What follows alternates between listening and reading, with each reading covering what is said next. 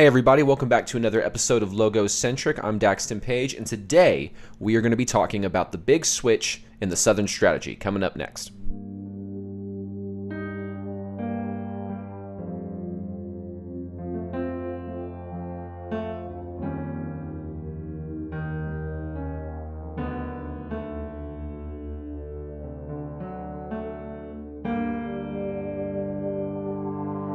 So what is the big switch, or the Southern strategy? These two terms I've heard a lot growing up. Being in the South, the terms have meant contradictory things depending on who you asked. The Southern strategy was described to me one time by one of my teachers as basically where Nixon made racist appeals and dog whistled to the Deep South racists in order to sort of flip them to the Republican Party. And then the big switch was described to me as essentially when all the racist Democrats became Republican. Now, if you were to look at that kind of objectively today, that would sort of seem true, but to really test out this theory, let's go back to the very beginning of allegedly when all this happened, and let's sort of trace it back to today, and let's see if we can't figure out what the Southern strategy is, if there was a big switch, and if there had been anything like what was described, what was it? All right, let's jump right into it. Let's pull up a map from 1964, Election Lbj versus Goldwater. All right, Barry Goldwater. Now, it should be noted, in 1964, there was the 1964 Civil Rights Act that was being put forth, and Lbj supported it, and Barry Goldwater, he didn't. And that seemed very appealing to the racists of the Deep South, so he won all the votes in the Deep South, including his home state of Arizona. So it's not that Arizona, I guess you would consider Deep South, but that was just his home state, so he won that and the Deep South. Now, is Barry Goldwater someone who you would consider a typical racist Republican today? Well, actually, no. If you take a look at his record, he voted for something called the Civil Rights Act of 1954, I believe it was, and then he also supported the 24th Amendment, which removed the poll taxes. And so, essentially, he didn't have a racist voting record against African Americans, but what happened was he didn't approve of the Civil Rights Act of 1964 over states' right issues. So those states' rights, hills he chose to die on eventually led to the, overwhelming victory of the Democratic Party in 1964 under Lbj. Now, let's go to the very next election. This is when Nixon comes into play, and allegedly the Southern strategy begins, okay? So we allegedly had the big switch with Lbj and Goldwater. Now we have the Southern strategy that's allegedly going to be implemented by Nixon in the following election. So the Southern strategy was allegedly where Nixon went to the South and made racist appeals like law and order and states' rights. Well, we saw in the past election that states' rights had a big influence on the Deep South's view on, who they're going to vote for. So you would assume, okay, that sounds like he's appealing to the Deep South. Well, let's take a look at the outcomes. Did it work? Well, actually, he lost the Deep South to George Wallace. So George Wallace was a segregationist. So he was an outright racist. So obviously they identified with him. And so he won the Deep South. And Nixon won the kind of what you call the urban South. South Carolina, North Carolina, Florida, Tennessee. Let's see what else. Basically the whole Midwest, essentially, except for Minnesota and Michigan, I believe that is. Yeah, and so that's not really what you would expect if the Southern strategy was allegedly this great big thing that the Republican Party used to their advantage to win the elections, right? So the very next election, it didn't really work out for them so well because they lost it to George Wallace, as I stated. So let's go to the following election, right? Maybe Nixon had a better outcome in the 72 election. Well, he did get the Deep South. That is official. He did get the Deep South. But are you noticing something about this map? He got pretty much everything else, too. So I don't think you would say that he had to win the racist South vote in order to win. I mean, maybe that was one particular strategy. A lot of people say that Harry Dent, or Harry Dent Sr., is the person who authored this sort of strategy and that it was essentially coded racism. That's a quote from Lee Atwater about Harry Dent specifically. And so with this map, though, I'm kind of unconvinced that played a huge role in the 72 election. It just seems like Nixon was well liked, and he lost Massachusetts and D.C., I believe. And so that's that doesn't seem like a Southern strategy. That seems like a I only lost 2 states kind of thing. So let's go to the next election. Who do we have in the very next election? Well, we've got Jimmy Carter. All right, so that's a Democrat. So now we can sort of test the theory. Are the Republicans going to maintain their foothold on the Deep South? Let's go to the next map. And no, they didn't actually. Wow. Interesting. They lost the Deep South overwhelmingly, pretty much the whole southeast region of the country, including a lot of the Midwest, and the Northeast voted for Jimmy Carter. The Republicans pretty much won the West Coast and the mid to west part. You know, it's funny, they call the Midwest like Illinois, Indiana, Ohio, but to me that's like the Mid-East. You know, the Midwest to me is like Wyoming, Montana, South Dakota, North Dakota, all those. Anyway, they won that side of the country, and the Deep South and the Northeast went to Jimmy Carter. So this whole Southern strategy thing isn't really seeming to hold up, because this is a Republican strategy, right? This is something that they originally authored. So let's move on to the next election. Let's see if it gets better after that. So now we're going into Reagan. Well, Reagan was a pretty well-liked president. Yeah, he did do some scummy things, but overall his popularity was very high. So he was a very well-liked president, and it shows on this map. He lost essentially, I think, 3 or 4 states. And so that's a pretty overwhelming win. And he actually lost one of the Deep South states, being Georgia, to Jimmy Carter. So let's move on to the next map, which we have another Reagan term. See, now we see something that's even more confirmed of what we were stating before. Now it just seems like he absolutely is well-liked by everybody. And this is a 1972 all over again, right? This is a 1972 election all over again because we just have 2 states that are voting against Reagan, and Reagan won the rest of the country.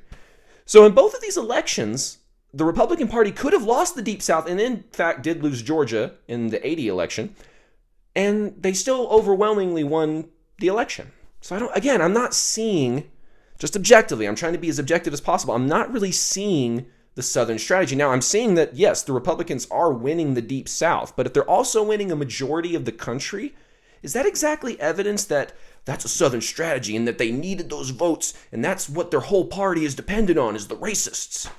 It's like, that doesn't really follow that narrative that I've been told and that I've seen historians promote.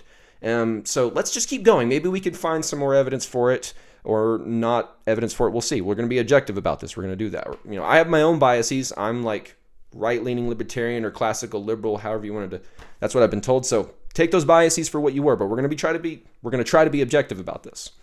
All right, the very next election, 1988, we have George H.W. Bush. Okay, so we do see that he did win the Deep South. He did also win a majority of the country here. Now, we're seeing a little bit less than Reagan, though. It's almost like you took the Reagan map and then took away a couple states. That's what George H.W. Bush's present, electoral map looks like. He didn't win Washington or Oregon. That's not very surprising. Those are very left-leaning states. And now if you think about that, this is around the time of the grunge movement forming in Seattle, Washington, right? So this part of the country is starting to take a little bit more progressive liberal turn. So that makes sense that George didn't win those win those states. Now again, Minnesota, Wisconsin, those states have been, the past few elections, traditionally been voting Democrat. That trend is continuing all the way out into, I believe that's Iowa. Yeah, so we're kind of expanding that Northeast Democratic control as far as like the Northeast Midwest, you could call it. And then, yes, in fact, the Northeast Massachusetts, New York, these states are in fact Democratic. But there is some Republican control up in the Northeast as well. So again, we're seeing Republican foothold in the majority of the country with little pockets of Democrat wins.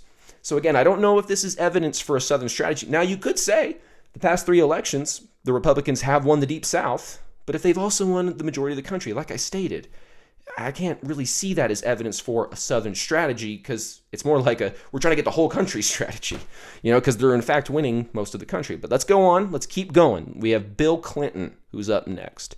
And this map, it's a little bit more 50-50. Bill Clinton won Arkansas, Louisiana, Georgia, Tennessee.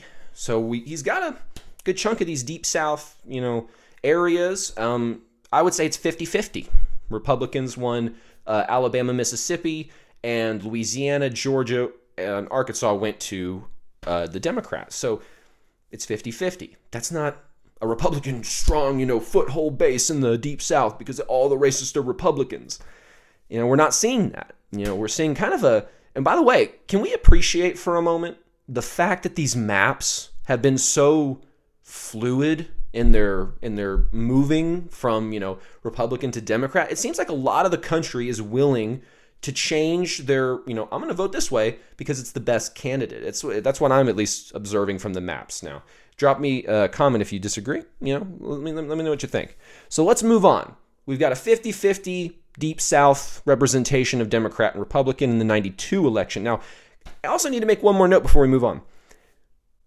We're almost 30 years removed from the alleged Southern strategy. Now, when I say alleged, I'm talking about the Southern strategy that I described where they needed the racist foothold in the South, and that's that whole thing. So we're 30 years removed from that, and we're not really seeing the concrete evidence of this long-standing Southern strategy that verifies why the South would vote Republican. And we're going to talk about we're going to go back to the 1980s. We're going to go back to that once we get through all the elections, because there's something really important. We're going to bring up Lee Atwater, who has a very infamous quote that we need to talk about. So we're going to get to that. Let's go through the rest of the election, though. So we're going on to 96. Clinton won again. Now, he didn't quite win all the Deep South that he did last time. He basically lost Georgia to the Republicans, but he kept the same states other than that. And he lost Florida. Or I'm sorry, he won Florida. Excuse me. He won Florida. So still, we're starting to see a little bit more of a Republican foothold in the South now. Now we're to Bush and Gore. All right, George W. Bush and Al Gore. I think this is where the information starts to get really interesting, but not for the reasons that you would think. So, for instance, we see the southern foothold of the Republicans and that kind of western part of the country, the more rural west, right? But you see the coastlines are pretty concisely Democrat. That same area, that pocket up in Minnesota, Wisconsin, Iowa, it's now in Illinois, right? And it's now in Michigan in this election as well. So we have a bigger pocket of Democrat. Those regions are basically just getting bigger, right, and having a more strong foothold. The South actually seems to be very fluid, like I talked about, like a lot of the country before pretty much the next few elections I'm about to talk about. So we do see a pretty good foothold in the South, the Deep South specifically, by the Republicans. But let's go on to the next election. All right, we see basically the same things, except that Bush takes more of those more middle parts of the country, and the Democrats take more of the Northeast, right? The pockets are starting to crystallize, as you would put it. But we're in 2004. Keep in mind, guys, we are long past the Harry Dent Southern strategy. That's a long time ago. We're 30, 40 years now, almost. So let's keep going, right? We're starting to see the crystallization, as Lee Atwater would put it, of the parties. Whoa, it flips around again. God, this country is really willing to change their minds. God bless America, right? So the middle parts of the country, like Colorado and New Mexico, those states start to vote Democrat. Well, that makes sense. Colorado is starting to turn to a little bit more of a progressive part of the Southwest. Really, you would consider Colorado the West, but it's sort of South Midwest, whatever, location speaking. And so, you have pot legalization and things like that are starting to be thrown on the table, right? Now, New Mexico, that one is a little bit interesting. Maybe this has to do with immigration laws and things that were going around in New Mexico, Arizona at the time. I don't know specifically. I can't really account for those for that particular state going Democratic, but it seems like more of what we're seeing earlier. There's a pretty sizable foothold along the coastlines with Democrats. In the middle parts, and the South is pretty Republican, right? But we're talking, it's not just the South, which allegedly the Southern strategy is like a big, we need this is how we win elections kind of thing. It guarantees our win.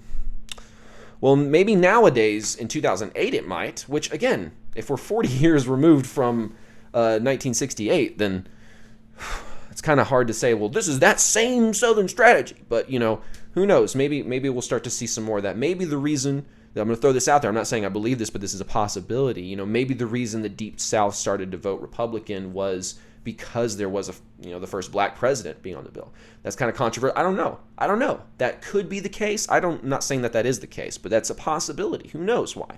So again, the more metropolitan parts of the country are voting Democrat, the more rural and the southern parts of the country are voting Republican. All right, let's go to the next election. We see a lot of the same stuff, but from what I can tell, it seems like the Republicans are getting more of the sort of what's traditionally called the Midwest, so like Indiana, Ohio, that sort of part of the country. They got back West Virginia in this instance. So, we're starting to see where the parties are becoming pretty polarized, right? So look at that West Coast. It's been pretty solidly Democratic for like 20, 30 years at this point, right? And so we're starting to really identify what it seems to me is just we're identifying the polarization that's been occurring over time. We're getting more and more like stuck, right? So if I was to go through all these maps really quick, up until about 2000, 2004, you start to see, everything starts to kind of stay the same, right? And just little changes here and there. Which before that, it was like, it was going all over the place. Everybody was switching depending on who was the best candidate. But it seems like with this, we're getting more of the same with the same states, right? It's just kind of changing here and there, kind of in the Midwest. This is where I think you're developing what they call swing states. Now, maybe swing states have always been around. I'm sure that's been the case. But it seems to me that right now, it's like they know who's predictably probably going to vote Democrat and predictably going to vote Republican, with slight variance. And they're chasing that slight variance because it seems like everyone's got solid bases, 20 years solid for the rest of the country. All right, we got one more election, guys, and we're caught up to date. 20 minutes later, right? So, 2016, again, it looks like a little bit more of the same, except the Republicans are continuing this trend of winning more of the Midwest. Except for Illinois and Minnesota, that the Republicans are winning the Midwest part of the country, and the South and the rural West, what I would call the Northwest, but, the coastlines are pretty solidly Democrat still. And the same is true with Colorado and New Mexico. So, thinking about this, I'm not really convinced, personally, of the Southern strategy. Now, we need to talk about Lee Atwater, because, at this moment, I'm not convinced. We've talked about the demographic switching. We've seen which states have been swinging Republican and which ones have been going Democrat. Let's take a look at some quotes from Lee Atwater. Lee Atwater was a political consultant for, I believe it was Reagan and Bush, both of them. It could have been one or the other. It's escaping my memory at the moment. I apologize. Double check me on that. Okay, so I'm going to say the quote. I'm not going to say it verbatim. I'm going to censor a few things just because I don't feel comfortable saying it just personally.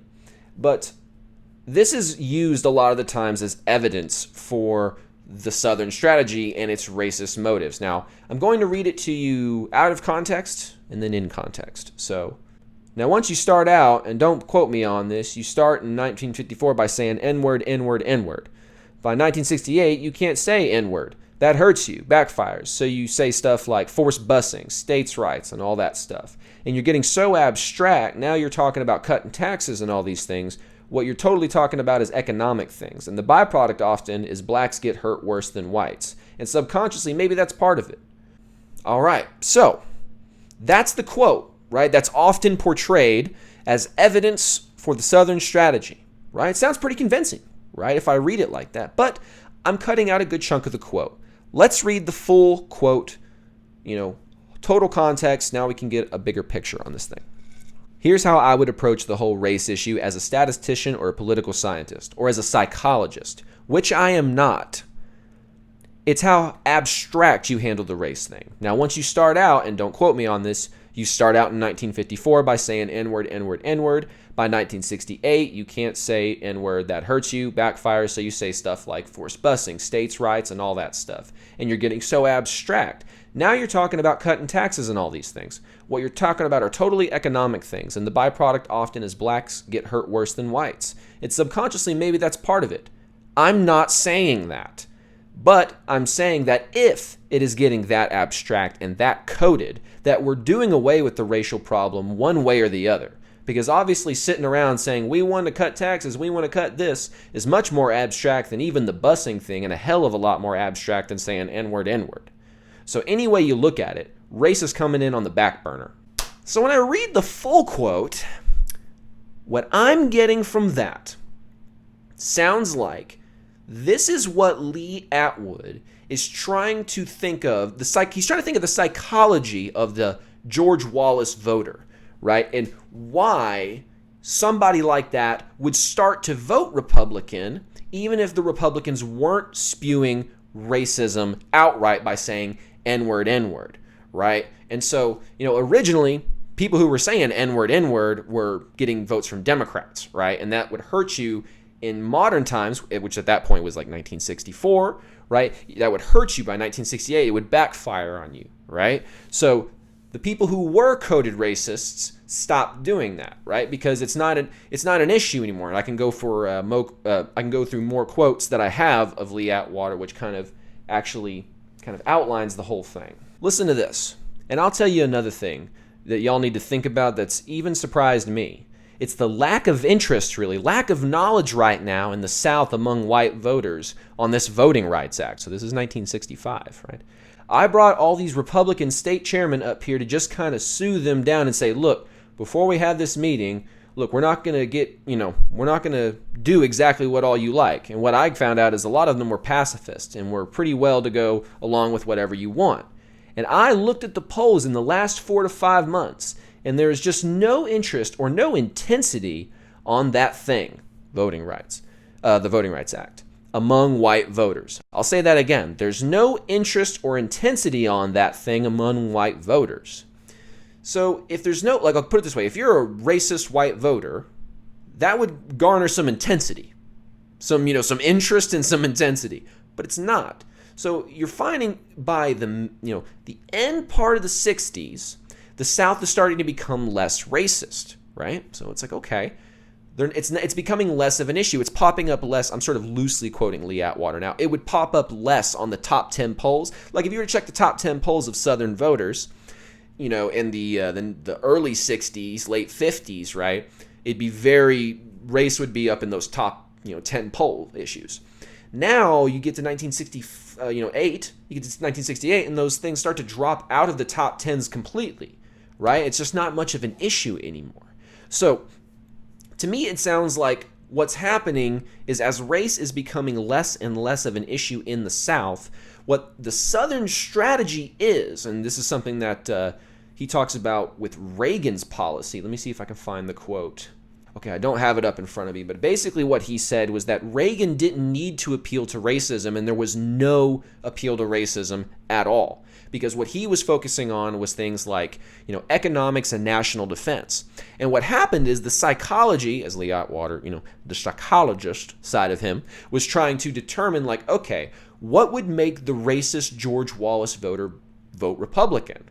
Well, he probably voted Republican because now you're appealing to things that are more appealing to the non-racist, the more people who are concerned about national defense, the ones that are concerned about economic issues. Now, some of the racists would hide in those economic issues, right? They would say things that would disproportionately negatively affect people of color, right? So we do need to take a look into that. And so I'm not saying, by the way, hopefully it's not getting construed this way, that there's no racism on the right.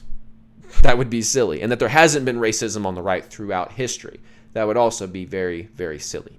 I think there's been racism on both sides. And that's what I'm kind of trying to discuss right now. Because what I was taught throughout history, like my history classes in high school and one in college, was that, it was more of the Democrats were the problem up until about the 60s, and then there was the peaceful hey movement, and everyone kind of on the Democratic Party became, very progressive and liberal, and now it's all the Republicans who are racist, and it's been that way for the last 40 years, and they're the problem. It's like, listen, I'm not saying the Republican Party is without problems and isn't, I'm not a Republican. I did not vote for Donald Trump. You know what I'm saying? So like, but we have to be objective about this. And from what I've seen, we've gone through the maps, we've kind of looked through the Lee Atwater quotes. We've kind of figured out and if, by the way, I'll link the full, the full transcript down in the description so that you can listen to the entire interview, right? You can go watch, look at that stuff. Just go look at the interview for yourself and determine from that context if you think that Lee Atwater was saying essentially that was the Republican strategy, or if he was describing the psychology post hoc why somebody might vote that way. All right, so I want to conclude with a few things. What have we learned about the Southern strategy, the big switch? I think there has been a switch, but I don't think it's the switch we're used to talking about. There are two types of racism. There's explicit racism and implicit racism. Explicit racism is basically what the Nazis did and what white supremacists do. They're, very vocal about, I am superior and you're inferior because I have this, right? That's explicit racism, right? Now, what's implicit racism? Implicit racism is the bigotry of low expectations, right? That's a great way to describe it. That racism is essentially like, oh, I'm obviously privileged, aka superior, and you're obviously oppressed, inferior, and I have to accept my status as superior and you so that we can help rise you out of your inferior status. That sounds really racist. And so that is a racism in of itself, right? So we have the racism on the left, which is the bigotry of low expectations, and then we have the racism on the right, which is the explicit racism. Now, I think the biggest question we need to ask that is totally not discussed to my knowledge is not when did the Deep South start to vote Republican, right? Because from what we can garner from like the map of how that affected presidential elections, it's not really holding up. And that was the whole purpose of the Southern strategy, was for the elections, right? So what conclusions can we draw? I think that the Republicans appeal to Christianity most importantly, because the South is very Christian, right? So if you appeal to Christian ideals, you're probably going to get the South, because now you're not appealing to racism, you're appealing to spirituality, you're appealing to religion, right? And those things are very, very central. Now, you're also talking about economics and defense, right? If you don't even mention race, no one's talking about it, it's not coded, right? And that's something that Lee Atwater said explicitly. He said Reagan didn't have to do any of it. There was none of that. Now, he does think that there was coded racism with Harry Dent's Southern strategy with Nixon. Now, here's the thing. There might have been a little of that. Absolutely. Because Nixon did tell Strom Thurmond, allegedly, Strom Thurmond said this, that Nixon's not going to enforce the Civil Rights Act, so we can feel comfortable voting for him as Southerners, because he's not going to enforce it, right? Well, once he became president, he enforced it. He put forth actually the very first affirmative action policy, Executive Order 11478. That was basically the first affirmative action policy that was put into place by Richard Nixon. What? I would have never thought that. He also did the Equal Employment Opportunity Act. I believe that's what it was called. Nixon did things that enforced the Civil Rights Act and actually expanded its powers. So to say that, what was the politician saying versus what was he actually doing? And here's another thing, too. Someone may say, well, he did still say to Strom Thurmond, allegedly, that he wasn't going to enforce it. No, I haven't found these transcripts. I've been looking for them. I haven't found them yet. But allegedly he said that, and he didn't enforce it. So it could have just been something that Strom took from Nixon, right? It was like an implicit sort of thing, right? I was talking about, some people are explicit about a claim and implicit about a claim, right? So the implicit claims don't appear to be what they are on the surface, right? The bigotry of low expectations is not something that on the surface sounds like bigotry. On the surface it sounds like, oh, I'm being good and I'm being kind-hearted, but it's really bedded in a sort of bigotry of a type that sometimes is even unrecognized by the person, right? That's why racist people don't even think they're racist. They just think they're right, right? I think that's something that's very similar, potentially, about people who have racism on the left and the right. That's what they have in common. They both just think they're right, and that they don't think that their version of bigotry is, in fact, bigotry. All right, so Nixon actually did some stuff to expand the Civil Rights Act. Maybe Harry Dent did have some coded racism in his original Southern strategy. We can't really, we haven't found any transcripts that really confirm that yet. And if somebody has a link to one, please drop it in the comments. That would be awesome. But yeah, I'm not seeing the Southern strategy as it was described. Now, again, there is a Southern strategy, obviously, of appealing to, like I said, Christian values, right? Pro-life, defense, patriotism, right? These sorts of things very obviously resonate with the South, and that seems to account what I would say is like the real Republican Southern strategy. Now, I've even seen that there have been Republicans who have apologized for the quote-unquote Nixon Southern strategy. Well, if we can see that it didn't even really happen or even have an effect, because like I said, they lost the Deep South in the following election and then lost it the election that Nixon was out. So, and they vote, so they voted Democrat. And Jimmy Carter, would you consider him a racist? The Deep South is voting for Jimmy Carter because Jimmy Carter allies with Deep South racists? I wouldn't think so. So that whole theory just doesn't seem to really hold up under empirical observation, right? Again, if you disagree, please leave a comment. I would love to get some dialogue going about this. But yeah, what do you think? Do you think there's still a Southern strategy, the racist one that I described earlier, or do you think it's more of an economics and defense thing? So leave your comments. If you like this video, hit the like button and share. Also hit the subscribe button and the notification bell to get notified when content just like this comes out. One thing you could also do is head on over to our community over at Locals. That's going to be in the description. Come join our community. We're having conversations just like this. We're going into the details of the data about things like, how many Democrats proportionally versus Republicans voted for and against all these civil rights, voting rights, fair housing rights acts. All that kind of stuff, all that content is in the Locals community. So go ahead over there, join us, join the conversation. And that's all we have for this episode today. I'm Logocentric. Thank you for watching.